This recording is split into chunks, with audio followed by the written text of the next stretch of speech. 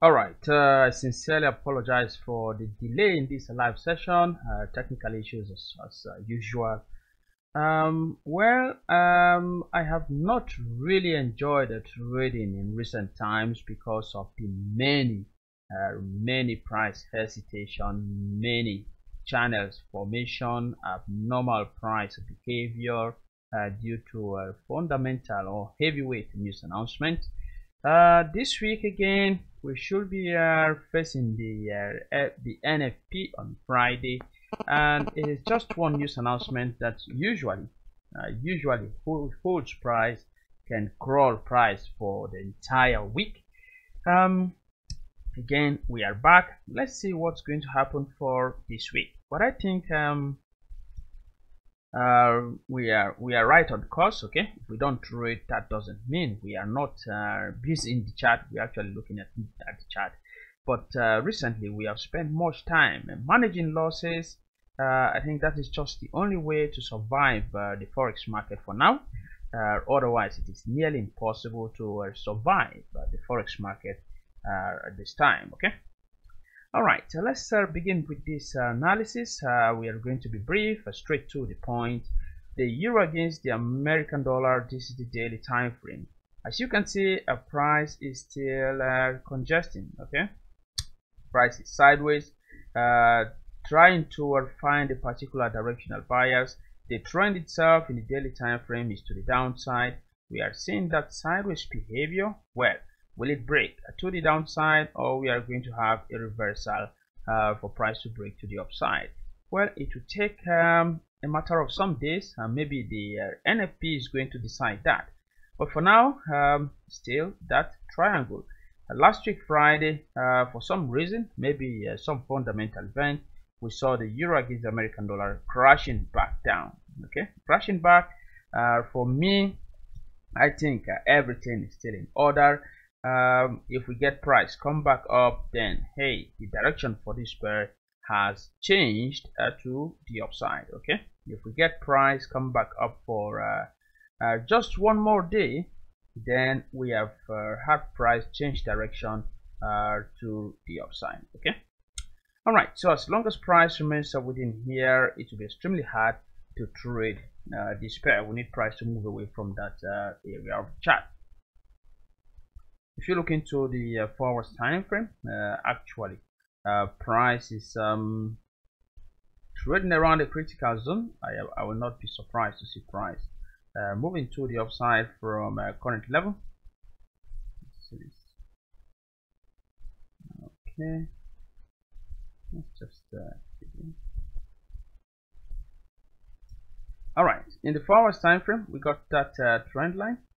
All right, I will not be surprised to see price bounce again from that point on to the upside in the euro against the American dollar. That is why we still need to be very hesitant hitting on our sell button for this pair. Okay, all right, let's look into the next pair, the Swiss franc against the Japanese yen. Nothing much here. I just want to show you that channel again, price is back into its channel. You can see that behavior here. This is common in the pairs these days. You find channels upon channels, right? Channels upon channels. Well, we might come back down again. From there on, another push to the upside. It will be extremely hard to trade in this type of market condition. Okay, American dollar against the Canadian dollar.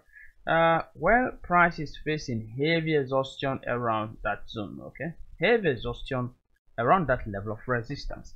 My personal recommendation is to avoid hitting on your buy button against this area.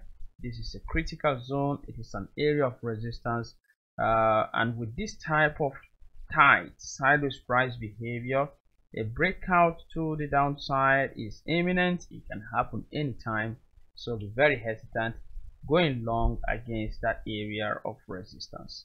Okay, no blind entry, no entry for us there. The American dollar against the Japanese yen, this is another type of price behavior.